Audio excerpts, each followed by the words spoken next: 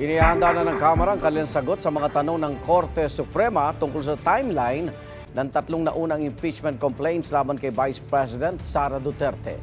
Kaugnay ito sa petisyon ng bise na ipawalang bisa ang ika-4 na impeachment complaint dahil dumabag-a niya ito sa one-year bar rule. May unang balita si Tina Panganiban Perez. Pinabalangkas na ng Kamara ang sagot nito sa mga katanungan ng Korte Suprema kaugnay sa petisyon ni Vice President Sara Duterte na humaharang sa impeachment complaint laban sa kanya. Kabilang sa tanong ng Korte Suprema kung ano ang nangyari sa unang tatlong impeachment complaint na inihain laban kay Duterte. Matatanda ang magkakasunod na inihain ng tatlong impeachment complaint na hindi na gumalaw hanggang sa umarangkadang ika-4 na impeachment complaint noong February 2025.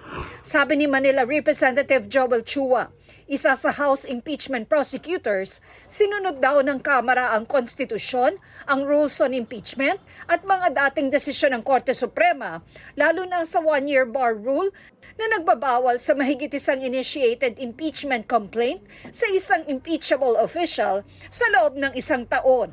Ang tinutukoy na jurisprudence ni Chua ay ang desisyon ng Korte Suprema sa dalawang kasong kumwestiyon sa impeachment complaint laban kina Chief Justice Hilario Davide at Ombudsman Merceditas Gutierrez.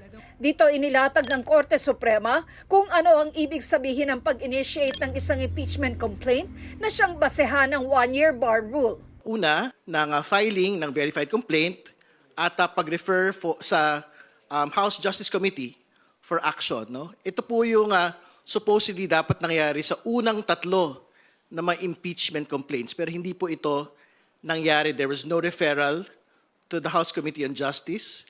But the fourth impeachment complaint, at isa po ito doon sa mga requirements din po ng Francisco at ng Gutierrez, ay yung pagkakaroon po ng one-third filing ng House members to the House Secretary General. Ito po yung nangyari sa fourth impeachment complaint. Umaasa si Impeachment Prosecutor Joel Chua na mapagdedesisyonan nito ng Korte Suprema sa lalong madaling panahon para hindi na rin anya ito magamit para lalo pang patagalin ang impeachment proceedings. Wala pong dahilan para antayin ng Senado kung ano po ang magiging desisyon ng Korte Suprema dahil wala naman pong TRO na nilalabas. So sa ngayon, dapat po mag-proceed pa rin po ang trial hanggat hindi po ito pinapahinto ng Korte Suprema. Sa delay po na nangyayari sa Senado, parang aabot na rin tayo sa one-year bar rule. Pero paano kung pumanig ang Korte Suprema sa bise? Well, of course, kung may TRO, di siyempre susunod ang impeachment court. But of course, we will do all legal remedies para ito ay ma-lift. At alam naman po natin na lagi na itong ginagawa naman po natin ay nasa tama. Ang articles of impeachment, pwede naman daw ihain ulit matapos ang one-year bar. Wala namang violation eh. Ang pinagbabawal lamang is yung period. So pwede, as is. Yes.